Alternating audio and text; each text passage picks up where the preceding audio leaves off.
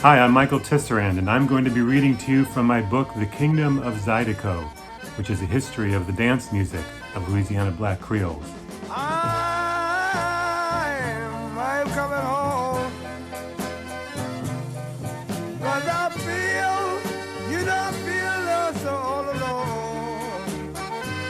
I'm coming back home and meet my The passage I'm going to be reading is about the last performance of the King of Zydeco, Clifton Chenier. The other characters to know here are Wilbert Guillory, who headed the Zydeco Festival, Margaret Chenier, Clifton's wife, Cleveland Chenier, Clifton's brother who played the rubboard for him, and C.J. Chenier, who is Clifton's son and pronounced his last name differently. In the summer of 1987, Wilbert Guillory visited Clifton and Margaret Chenier to bring the musician his contract for the 5th annual Zydeco Festival. Clifton was so weak he couldn't raise his hand hardly, and his wife had to sign the contract, remembers Guillory. When I left from there, I said, I just booked this man and I don't think he's going to make it to the festival. But that September, Chenier was at the festival of Plaisance, Louisiana. As he waited for his turn, he escaped the hot sun and the shade beneath the stage. He sat there throughout the day, dressed in his blue King of Zydeco tuxedo jacket, talking with friends. Then the red-hot Louisiana band started the set, and the crowd danced as C.J. Chenier led the musicians through a couple of R&B standards.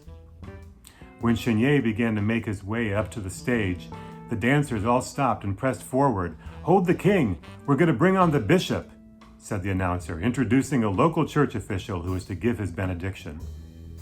When the bishop was finished, Chenier approached the center of the stage, supported by Rockin' Doopsie, who was then being billed as the Prince of Zydeco, and a local sheriff. Doopsie removed Chenier's tuxedo jacket and draped it around his plush chair and helped lower the accordion to his lap. "How many times in your life have you had the opportunity to see a prince present a king?" the announcer called out. "Look at them. What a beautiful sight in Plaisance, Louisiana." Chenier seemed pinned to his chair by the accordion, but he leaned his head forward to the microphone. Yeah, he whispered. He ran his fingers lightly down the keys, finding the position.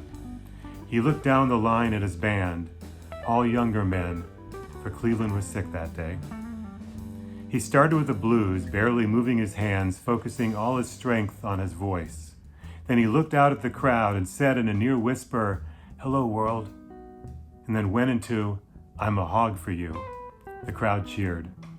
That title, it isn't really bad, he once promised a church hall full of dancers in California. It only sounds like it's bad. "I'm a hog for you," rooting around your door. Behind him, the scene on the stage was close to a circus. Musicians and public officials wandered about, and local sheriffs took advantage of the campaign season to throw trinkets into the crowd. Chenier finished the song, left his fingers on the keys, and launched into another blues. A small child wandered into the commotion. The sheriffs took her away. For the first time that day, the man, the accordion, and his band were alone. Chenier leaned into the microphone again, and in a voice that began to build in strength, he sang the words he once wrote for his mother. "Remember, when I get home, I'm going to start. Lord, start all over again. I'm coming home. I'm coming back home, 'cause that's where I belong." He swayed in time to the song. A tear clouded his left eye and traced down his cheek. He looked up and saw his young niece was standing next to him on the stage. She moved over to his chair to put her arm around his shoulders. He finished playing and she quickly bent down and kissed him. Then the song was over. Chenier next launched into a fast Zydeco, repeating "Bye-bye, Mama" over and over. He looked up again at his crowd. "Hello, world," he repeated, a little more loudly than before. He ran through Ray Charles's What I Say, and his niece moved to center stage and she danced. Then he stopped and held his accordion shut. He looked out at the audience with a stern expression. You know, they had a rumor around here that Clifton Chenier done died, he scolded them. But now you can see if I'm dead, right? All right. The crowd cheered and he laughed softly. I'm in the B class, he promised. I'm gonna be here. At the end of his set, he pushed his microphone away and waited for Big Charles White to remove his accordion and help him off stage. He left the King of Zydeco jacket behind. One of the sheriffs picked it up and looked at it, then looked around, wondering what to do.